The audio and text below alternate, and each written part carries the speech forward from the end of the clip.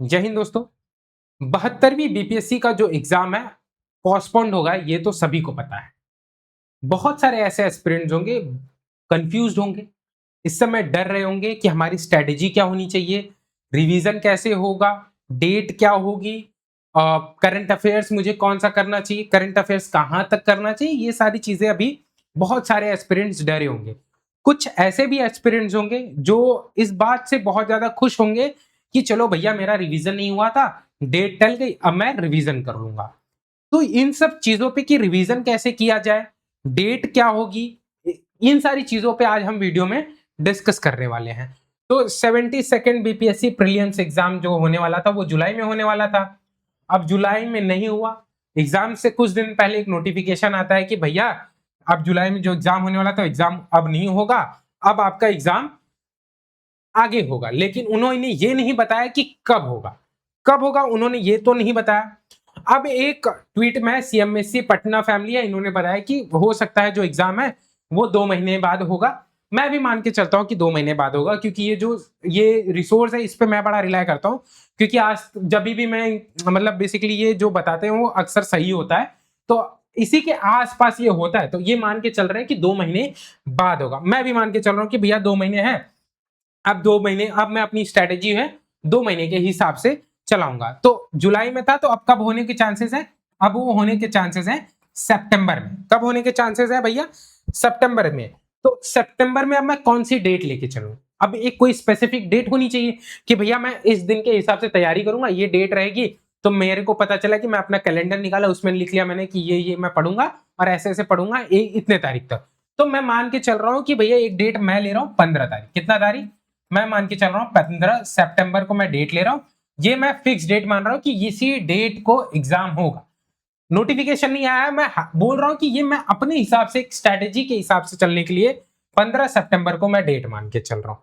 ठीक है। अब इस 15 सितंबर के हिसाब से हम देखेंगे कि हमारा इसमें सिलेबस कंप्लीट हो जाएगा, हम क्या पूरा रिवीजन कर लेंगे, क्या कर सकते हैं क्या नहीं कर सकते हैं। तो जैसे मैंने बता दिया कि एक एक्सपेक्टेड डेट 15 सितंबर मान के चलना है कि भैया 15 सितंबर को ही हमारा एग्जाम होने वाला है। कहीं पे लिख लो, चपका लो, कैलेंडर में मेंशन कर लो कि 15 सितंबर को ही एग्जाम होगा। हाइपोथेटिकली, मैं नहीं बोल रहा हूं कि ऑफिशियल है, मैं एक स्ट्रेटेजी के रूप में जाना चाहता हूं कि इसी दिन के हिसाब से मैं अपनी स्ट्रेटेजी रखूंगा। अब हो सकता है 15 सितंबर के बाद हो, 15 सितंबर के पहले भी हो सकता है, लेकिन एक डेट है वो है 15 सितंबर मान के चलने। ठीक है। अब यहां से हम ये जानते हैं कि हाउ टू प्रिपेयर नाउ। यहां से मुझे जानना है कि अब मैं कैसे प्रिपेयर करूं, किस पे फोकस करूं, प्रीलिम्स पे फोकस करूं भैया कि मेंस पे फोकस करूं, कितना घंटा दूं। मैं वर्किंग प्रोफेशन हूं, मैं फुल टाइम जॉब देता हूं, तो मैं कितना टाइम दूं, इस पे भी डिस्कस कर लेंगे हम लोग। फिर उसमें ये जान लेते हैं कि भैया मुझे डेली कितना टारगेट रखना चाहिए, कितना मुझे पढ़ना चाहिए, ये भी देख लेते हैं। अब ये देखना है कि मुझे रिवीजन कैसे करना है, इस भी चीज पे हम बात करेंगे। फिर when to start a mock test, सबसे इंपॉर्टेंट कि मॉक टेस्ट कितना दे और कब से स्टार्ट करें। ठीक है। अब आते हैं कि प्रीलियम्स पे करें फोकस या मेंस पे। भैया अगर आप वर्किंग प्रोफेशन है, आपके पास दिन का मात्र 4 घंटे हैं, तो बिना सोचे प्रीलियम्स पे फोकस कीजिए। और अगर आपकी प्रीलियम्स की तैयारी नहीं हुई है, अगर आप वर्किंग भी नहीं है, तो बिना किसी सोचे सिर्फ प्रीलियम्स पे फोकस करिए। बिल्कुल मेंस के लिए टाइम नहीं है, मात्र हो आपके पास, गिन के चलिए मात्र कितने दिन है, 40 आपका कितना दिन है, 45 डेज से लेके 50 डेज तक आपके पास कितना, 45 से लेके 50 दिन है आपके पास। तो मुझे इस पे सिर्फ एक ही चीज पे फोकस करना है, प्रीलिम्स में बिना सोचे। मेंस में बिल्कुल ध्यान नहीं देना, प्रीलिम्स पे फोकस कीजिए एकदम। क्योंकि हो सकता है आपके पास समय, कुछ ऐसे बच्चे होंगे जिनके पास वर्किंग है, 3 से 4 घंटे होंगे, कुछ ऐसे बच्चे होंगे जो आप तैयारी थोड़ा लेट चालू किए, उनके पास कम समय था लेकिन एक अपॉर्चुनिटी के रूप में ले रहे हैं ये जो नोटिफिकेशन आने के बाद, तो वो प्रीलिम्स पे फोकस करेंगे। कुछ बच्चे ऐसे भी होंगे जिनका काफी कुछ प्रीलिम्स में तैयार होगा, पूरा तैयार हुआ पड़ा है, तो वो चाहते हैं कि मेरा मेंस का 1-2 सब्जेक्ट हो जाए। तो भैया अगर आपको लगता है कि भैया मेरा मेन प्रीलिम्स पूरा तैयार है, तो आप कुछ घंटे यहां पे डाइवर्ट कर सकते हैं। ठीक है। ऐसे सब्जेक्ट को उठाइए जो प्री और मेंस दोनों में आता है। फॉर एग्जांपल हिस्ट्री, पॉलिटी, ऐसे सब्जेक्ट जो हैं जो प्री और मेंस दोनों में आते हैं, तो उन सब्जेक्ट को उठा ली। मेंस मैं उनको करने के लिए बोल रहा हूं जिनकी प्रीलिम्स की पूरी तैयारी थी, जिनके पास दिन के 12 से 15 घंटे हैं, वो 12 से 15 घंटे अपनी पढ़ाई के लिए दे रहे हैं। 12 घंटे में दे रहे हैं, इतना तो देना ही पड़ेगा आपसे, इससे कम तो नहीं। ठीक है, अब आते हैं हम लोग दूसरे पॉइंट पे कि कितना घंटा पढ़ना चाहिए।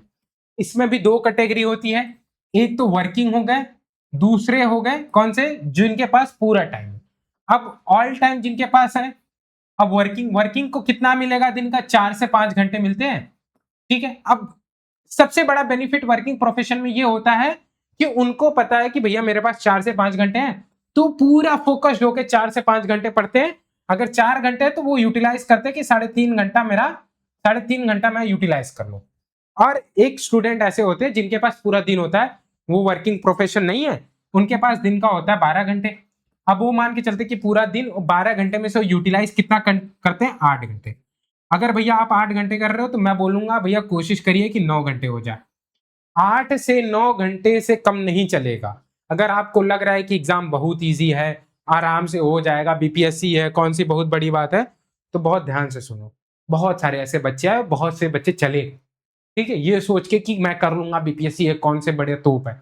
जब एग्जाम दिन आता है ना, जब क्वेश्चन आते, अरे भैया एक क्वेश्चन, अरे ये तो आ रहा था मुझे, अरे ये भी तो आ रहा था, अरे थोड़ा थोड़ा याद है। ये सबके साथ होता है। क्यों होता है? सबसे बड़ा कारण है कि बस सब यही सोचते हैं एग्जाम इजी है, मैंने पढ़ा हुआ है, जो भी आएगा मैं टिक कर दूंगा, अरे ये तो आ रहा है। सबसे बड़ा कारण उसका रिवीजन। रिवीजन तो करते नहीं है, बस ये मान के चलते अरे मेरा हो जाएगा, इजी है, बीपीएससी है। इजी नहीं है भैया, कोई भी एग्जाम इजी नहीं होता। सबसे बड़ा ध्यान देना है कि ये किस चीज के लिए एग्जाम हो रहा है। ये एग्जाम हो रहा है आपके लिए एसडीएम। याद रखना है किसके लिए हो रहा है, एसडीएम के लिए। तो कोई छोटी मोटी पोस्ट तो है नहीं कि कोई भी उठा और एग्जाम दे दिया। इसके लिए तैयारी भी पुख्ता होनी चाहिए। तो आपकी तैयारी इस लेवल की होनी चाहिए कि कोई भी क्वेश्चन आए मैं आराम से कर लूं। ठीक है, तो तैयारी तो फुल करनी है। तो कितना घंटे देने हैं, कितना घंटे आपको वर्किंग है तो आपको 4 से 5 घंटे मिलेंगे, और अगर आपके पास पूरा टाइम है तो कितना देंगे, 8 से लेके 10, 8 से लेके 10 घंटे। अब रिवीजन का तरीका क्या होना चाहिए, कितना मॉक देना है, ये हम लास्ट में डिस्कस करेंगे। पूरे वीडियो देखते रहिए, लास्ट में हम डिस्कस करेंगे। अब ये देखिए सबसे important, recommended source and book किसके लिए, करंट अफेयर्स के लिए, स्टैटिक बुक के लिए।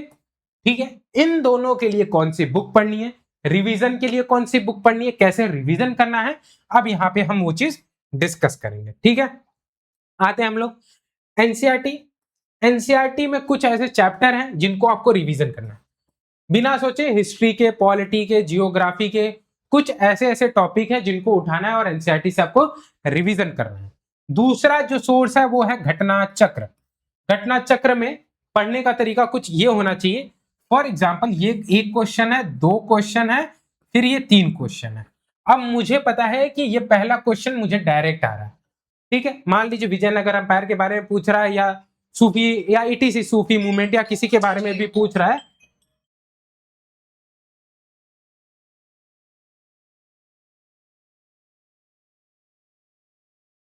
ठीक है, सूफी मूवमेंट के बारे में पूछ रहा है, सॉरी थोड़ा डिस्टर्बेंस हो गया, किसी भी मूवमेंट के बारे में पूछ रहा है, तो वो मुझे आ रहा है, तो मैं उसको पढ़ लिया, मुझे ऑप्शन आया, तो मैं उस क्वेश्चन को नहीं देखूंगा।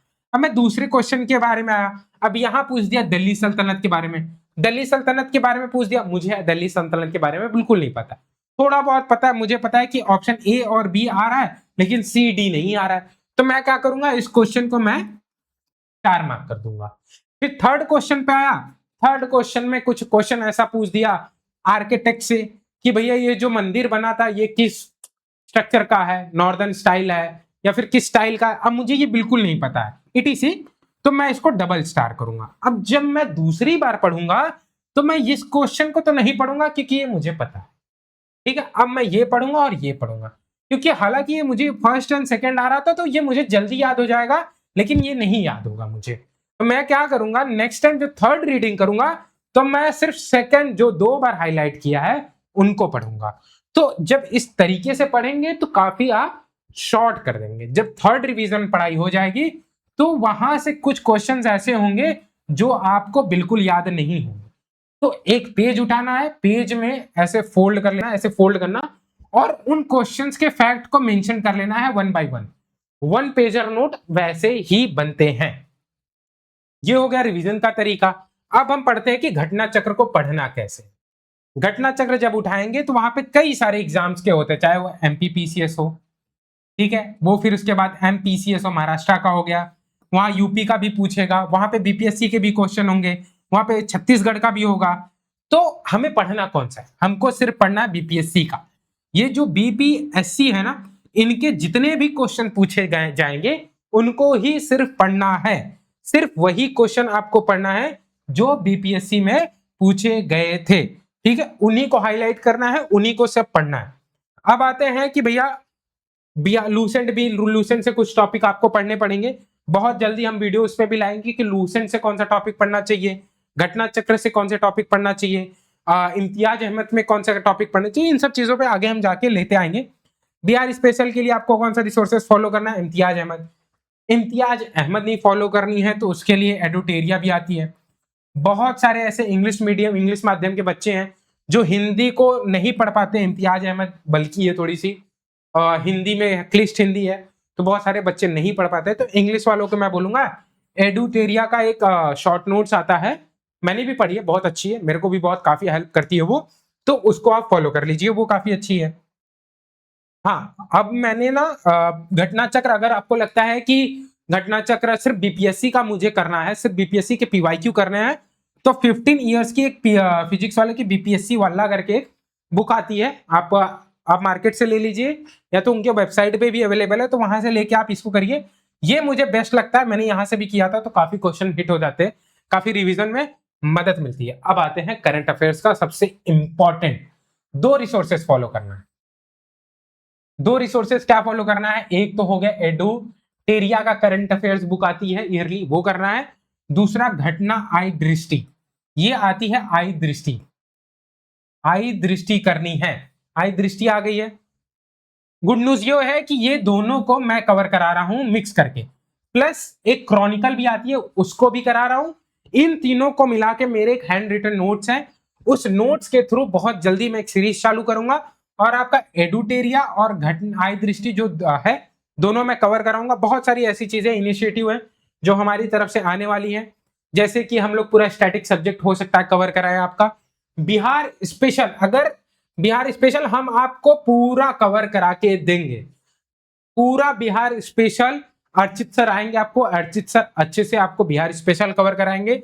मैं आपको करंट अफेयर्स, आपको मंथली मैगजीन जो है ये कवर करा के दूंगा, पूरा हर चीज यूट्यूब पे अभी हम लोग सारी चीजें आपको करा के देंगे। बिल्कुल टेंशन नहीं लेना कि कहां से होगा, कैसे रिवीजन होगा, रिवीजन भी कराया जाएगा, कैसे कराया जाएगा धीरे धीरे आपको सारी चीजें बताई जाएंगी। अब आते हैं हम लोग मोस्ट इंपॉर्टेंट थिंग पे कि हमारा डेली स्टडी प्लान क्या होना चाहिए, हमारा जो दिनचर्या है वो किस तरीके से हो कि जो एग्जाम डेट पोस्टपोन्ड हुई है इसको मैं यूटिलाइज कर सकूं।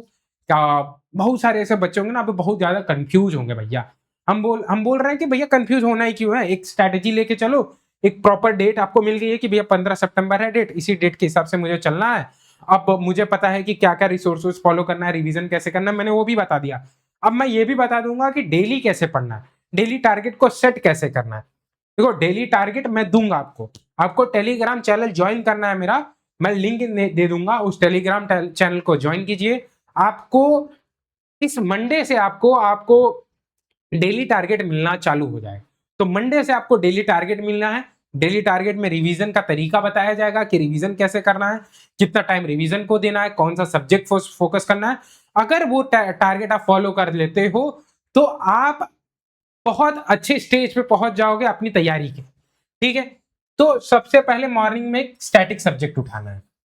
उससे पहले फॉर एग्जांपल मंडे है, आज मंडे को आपने पॉलिटी पढ़ा और फिर ट्यूसडे को क्या करना है, ट्यूसडे की मॉर्निंग में आपको उठ के ये पॉलिटी जो आपने पढ़ा था, पॉलिटी हिस्ट्री 2 सब्जेक्ट आपने पढ़े, तो इन दोनों को मॉर्निंग में उठकर पहले आपको पानी पीना है। मतलब रात में हम सोते हैं मस्त, हमारी बॉडी डिहाइड्रेट हो जाती है, तो सुबह उठ के पूरा पानी उनी पीना है ढंग से। पानी पीने के बाद एक झटके में पूरा एक बोतल पानी 1 लीटर, जितना 1 लीटर पी सकते हो 1 लीटर पी जाओ। पीने के बाद जो आपको क्या करना है कि आप मॉर्निंग में उठा ट्यूसडे को, तो ये जो पॉलिटी और हिस्ट्री है इसका पहले 1-1.5 घंटा रिवीजन करना, खूब रिवीजन करना है। फिर उसके हिसाब से एक ऐसा सब्जेक्ट उठाना है जो आपका सबसे वीक हो, आपको लगता है कि इस सब्जेक्ट में बहुत वीक हूं, ये सब्जेक्ट मुझे ग्रैब नहीं होता है। फॉर एग्जांपल साइंस मुझे नहीं आता है तो मैं साइंस उठाऊंगा, क्योंकि जो मॉर्निंग का टाइम होता है बहुत यूटिलाइज कर सकते हो आप, बहुत सारी चीजें ग्रैब होती है। तो मैं साइंस उठा लिया, दोपहर में साइंस उठाया और मैंने काफी पढ़ा और एक टारगेट जो मेरा था मैंने साइंस का कंप्लीट किया। ठीक है, अब आफ्टरनून में मुझे पता है कि आपका काफी मतलब सुबह से पढ़ के, मतलब सुबह उठा मैंने 2 घंटे रिवीजन किया, फिर मैंने साइंस किया तो काफी टाइम हो गया, नाश्ता वास्ता किया, बज गया मान लीजिए 12 बज गया, ये सब करते करते 12 बज गया। अब मैं क्या करूंगा, मैं उठाऊंगा एक करंट अफेयर्स उठाऊंगा, करंट अफेयर्स को रिवाइज करूंगा, कोई वीडियो देख ली, अपना जो नोट्स बनाया उसको रिवाइज करूंगा। आफ्टरनून में मैं इसलिए बोल रहा हूँ क्योंकि ये एक ऐसा टाइम होता है जिसमें हमारी बॉडी सबसे ज्यादा मतलब एनर्जी वापस से डालनी रहती है। तो जब करंट अफेयर्स हम पढ़ते हैं ना, क्योंकि हमको लगता है जो करंट अफेयर्स जब आता है तो कॉन्फिडेंस बढ़ता है, जैसे आता है क्योंकि चलो करंट अफेयर्स हो गया, अरे 50% तो काम ऐसे हो गया, तो कॉन्फिडेंस आता है, तो अपने आप तैयारी और अच्छे होने लगती है। तो आफ्टरनून में हमको करंट अफेयर्स करना है। अब इवनिंग में क्या करना है, इवनिंग में हमको करना है एमसीक्यू प्रैक्टिस। फॉर एग्जाम्पल हमने 2 सब्जेक्ट पढ़े, आपका हमने मॉडर्न हिस्ट्री पढ़ा, पॉलिटी पढ़ लिया, हम इन दोनों के एमसीक्यू प्रैक्टिस करने हैं, प्लस आपके किसके करंट अफेयर्स के प्रैक्टिस करने हैं। ठीक है, बहुत सारे टेलीग्राम चैनल पे आपको एमसीक्यू प्रैक्टिस मिल गया, नहीं तो पीवाईक्यू ही प्रैक्टिस कर लेना है। पीवाईक्यू करने का तरीका भी मैंने बता दिया है, तो एमसीक्यू तो प्रैक्टिस करना ही करना है। ठीक है, अब आते हैं हम लोग पीवाईक्यू को एनालाइज कैसे किया जाता है। मोस्ट इंपॉर्टेंट थिंग कि पीवाईक्यू को एनालाइज कैसे करें। फॉर एग्जांपल ये क्वेश्चन बस ऐसे इमेज है, क्वेश्चन नहीं है। अब मान लीजिए बीपीएससी का क्वेश्चन है, ये यूपीपीसीएस का, मान लीजिए बीपीएससी का, ठीक है, बीपीएससी का क्वेश्चन है ये। अब इसमें मुझे पता है कि इसका ऑप्शन बी करेक्ट है, मुझे ये चीज पता है, तो मैं क्या करूंगा कि अब मुझे पता है, तो ये जो ऑप्शन, इसके बारे में मुझे नहीं पता, इसके बारे में नहीं पता, इसके बारे में नहीं पता है, तो मैं पहले देखूंगा कि इसका एक्सप्लेनेशन में है कुछ, तो हो सकता है उसमें से कुछ फैक्ट निकालूंगा, फिर मैं इसके बारे में रिसर्च करूंगा, इसके बारे में करूंगा, इसके बारे में करूंगा। हो सकता है कि इस बार ये ऑप्शन से पूछा, अगली बार ये ऑप्शन उठा के क्वेश्चन में रख दे, ठीक है, और फिर उसी ऑप्शन के बेसिस पे क्वेश्चन बना दे, तो आपको इसके बारे में पता रहा, तो आप काफी अच्छे से उसको कर सकते हैं। ठीक है, ये तरीका हो गया। अब मैंने पहले भी बताया है कि सारे क्वेश्चन नहीं कर रहे हैं, सिर्फ वो क्वेश्चन करने जो बीपीएससी में पूछा गया हो, सिर्फ उन्हीं क्वेश्चन पे फोकस करना है जो बीपीएससी में पूछा गया हो, सारे क्वेश्चन पे आपको ध्यान नहीं देना है। ठीक है, अब आ जाते हैं हम लोग कि अब एग्जाम पास में है तो हमें क्या करना चाहिए, क्या नहीं करना चाहिए। बहुत बहुत बहुत इंपॉर्टेंट चीज है ये कि मॉक कैसे दें। अभी ये मैं बोला ना, लास्ट में हम डिस्कस करेंगे कि मॉक टेस्ट कितना देना चाहिए, किन चीजों को अवॉइड करें। बहुत सारी ऐसी चीजें होती है जिनको हमको अवॉइड करके चलना होता है, लेकिन हम उसको अवॉइड नहीं करते, हम उसको करते रहते, और जब एग्जाम आता है तो अरे भैया हो गया, बत्ती गुल, खत्म कहानी। ऐसा ऐसा नहीं करना है यार, क्यों करना है हमको। तो पहले चीज क्या नहीं करना उस पर डिस्कस करते हैं। Waiting for the official date. बहुत सारे ऐसे बच्चे होंगे जो अभी भी यही सोच रहे होंगे कि भैया एक डेट आ जाए और मैं उस डेट के हिसाब से तैयारी करूंगा। अरे मान लीजिए कि 15 तारीख को एग्जाम है, 10 दिन पहले नोटिफिकेशन आ रहा है कि 10 तारीख को आपका एग्जाम है, तब 10 दिन में कौन सी पढ़ाई होगी, हमको बताइए कौन सी पढ़ाई होगी। कौनो पढ़ाई नहीं होगी भैया। तो इस चीज का तो बिल्कुल ध्यान मत दीजिए कि भैया डेट का मत, मैं बताया ना 15 तारीख लेके चलो कि 15 सितंबर को होगा, अपनी तैयारी चालू कर दो, कैलेंडर में भरना चालू कर दो कि आज मैं पॉलिटी करूंगा, आज मैं हिस्ट्री करूंगा, इस दिन मैं हिस्ट्री पॉलिटी साथ में करूंगा, इस टाइम को मैं रिवीजन करूंगा। कैलेंडर उठाइए, उधर मेंशन करिए, बहुत जो टारगेट दिया जाएगा टैग बीपीएससी पे उसको फॉलो करते रहिए। फिर आते हैं स्टडिंग विदाउट रिवीजन। चलो भैया मैंने पॉलिटी भी पढ़ ली, मैंने हिस्ट्री भी पढ़ ली, लेकिन मैं रिवीजन ही नहीं कर रहा हूँ। वाह क्या बात है, रिवीजन ही नहीं किया तो कैसे होगा। मुझे रिवीजन तो करना ही पड़ेगा। रिवीजन का तरीका मैंने बताया, एक मॉर्निंग रहेगा आपका, एक क्या रहेगा, एक नाइट का शिफ्ट रहेगा। मॉर्निंग में सबसे पहले उठ के रिवीजन क्या करना है, जो मैंने कल पढ़ा था, और नाइट में क्या करना है, पूरे दिन जो मैंने पढ़ा था वो नाइट में कर लेना है, तो रिवीजन करना है। No mock test. अब बहुत सारे ऐसे बच्चे होते हैं, आज 10 तारीख 15 तारीख को एग्जाम है, तो मॉक टेस्ट कब से देंगे, 1 तारीख से फुल लेंथ टेस्ट देंगे।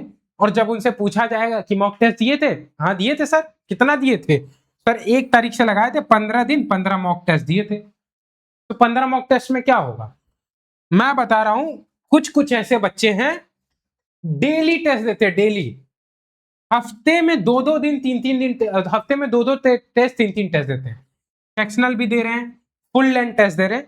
हालांकि अब सेक्शनल देने का समय चला गया है, तो फुल लेंथ टेस्ट दो, अभी फुल लेंथ एफएलटी दो, हफ्ते में 2 दिन फिक्स कर लो, एक दिन थर्सडे कर लो और एक दिन संडे कर लो, 2 दिन टेस्ट दो, हो सके तो 3 दिन कर लो, मंडे को भी दो, मंडे को नहीं, मंडे ट्यूसडे को दो टेस्ट, ट्यूसडे को 3 दिन आप टेस्ट दो, ट्यूसडे थर्सडे संडे, ठीक है, इन 3 दिन आप टेस्ट देते रहो। तो टेस्ट को अवॉइड नहीं करके चलना है, ये नहीं मान के चलना है कि एग्जाम से 10 दिन पहले मैं फुल मॉक टेस्ट दे रहा हूं, नहीं, टेस्ट देते रहना है, ठीक है। अब आ जाते हैं कंप्लीट इंटायर सिलेबस।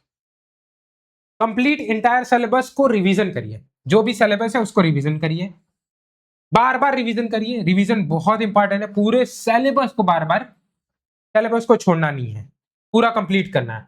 हाँ, एक इंपॉर्टेंट चीज है, 150 क्वेश्चन आते हैं, तो 150 क्वेश्चन में जो लास्ट के 10 क्वेश्चन होते हैं ना, आपके मैथमेटिक्स और ये रीजनिंग वाले, उनको नहीं छोड़ना है, उनको नहीं छोड़ना है, बिल्कुल नहीं छोड़ना है, क्योंकि अगर वो छोड़ दिया तो समझ लीजिए, मतलब ऐसी चीज छोड़ दी जो आ रही थी वो छोड़ दी, मतलब मुझे ये चीज आ रही है, मुझे पता है कि यहाँ से नंबर मिलेगा, मुझे पता है कि ये हो जाएगा, लेकिन फिर भी मैंने नहीं किया, मैं छोड़ दिया, वो गलती नहीं करना है, तो वो क्वेश्चन आपको करना है, ठीक है। जो टारगेट आप बना रहे हो उसके साथ स्टक रहो, आप मंडे से लेके संडे तक पढ़ाई करनी है तो करनी है, कितनी करनी है, 8 से लेके 10 घंटा, किसके लिए, जिनके पास पूरा दिन है, वर्किंग के लिए 4 से लेके 5 घंटा, इतना तो पढ़ना है। कितना मॉक टेस्ट देना है, हफ्ते में स्टार्ट 3 मॉक टेस्ट देना, चलो किसका मॉक टेस्ट दोगे, किसी का भी दे दो, फिजिक्स वाला का मिले उसका दे दीजिए, आपको खान सर का मिले खान सर का दे दीजिए, परफेक्शन आईएएस का मिले उनका दे दीजिए, ठीक है, जिनका टेस्ट मिले मार्केट से उठा लीजिए और जाके प्रिंट आउटर वाले जितने भी वहां से लीजिए और टेस्ट देना चालू कर दीजिए, ठीक है। पीवाईक्यू क्वेश्चन, दो रिसोर्सेज मैंने बताया है आपको, एक तो घटना चक्र होगी, दूसरा पीडब्ल्यू की बुक आती है 15 ईयर की 15 ईयर्स की, वो कर लीजिए। पीवाईक्यू तो नहीं छोड़ना है किसी भी कीमत पे, ठीक है दोस्तों। तो ये जो मैंने आपको बताया है, ये पूरी चीज आप अच्छे से कर लेंगे तो बहुत कुछ होगा। एक डेट मान लीजिए, कौन सी डेट है, 15 तारीख, ठीक है, डेट क्या रख के चलना है, एक्सपेक्टेड डेट 15 तारीख, इस डेट को ही एग्जाम मान के चलना है, ठीक है। तो ये डेट नोट डाउन कर लीजिए और कहीं पे लिख लीजिए, अपनी स्ट्रेटेजी को फॉलो करना चालू कर दीजिए। ऐसे ही बहुत सारे वीडियोस आने वाले हैं, करंट अफेयर्स हम करा के देंगे, बाकी चीजें करा के देंगे, ठीक है दोस्तों। चलिए, जय हिंद।